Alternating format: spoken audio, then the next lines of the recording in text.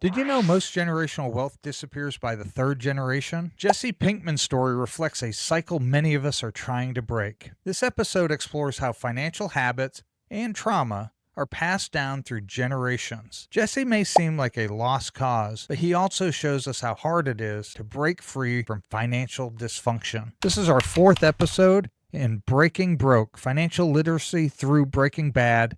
Today's episode, Breaking the Cycle. Generational Wealth and Jesse Pinkman's Struggle.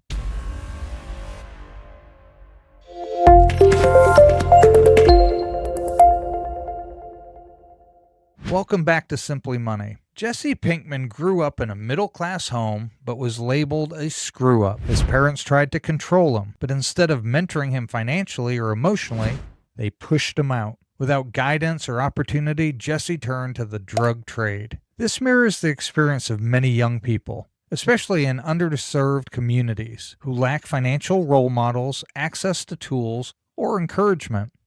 Without knowledge or trust in the system, they fall into destructive patterns. Let's examine generational wealth challenges and how to uncover them as we parallel Breaking Bad with our financial literacy. Number one, lack of financial education. Jesse was intelligent, but never guided. In real-life parallel, many families don't talk about money, teach kids about budgeting, saving, or investing early. Check out the video I did here on Switzerland's way of financial education and why their financial literacy is so strong. Number two, emotional baggage. Jesse's actions were driven by pain and abandonment. Money habits are often shaped by trauma, and therapy and financial coaching can help break toxic patterns. Number four, no safety net. Jesse had no backup when things went wrong. Start small. Open a savings account, build an emergency fund, get life insurance.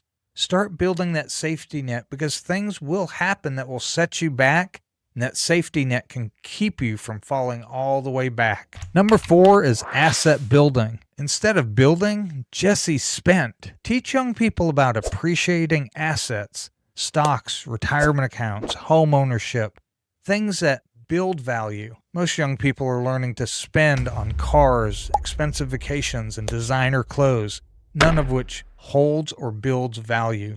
They all are liabilities. Number five is mentorship. Walter mentored Jesse into destruction.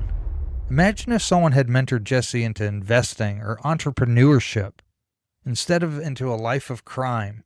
The lesson? Breaking the cycle starts with intentionality. Jesse tried to break free multiple times but lacked support. For us, support can come from financial literacy, planning, and passing on knowledge.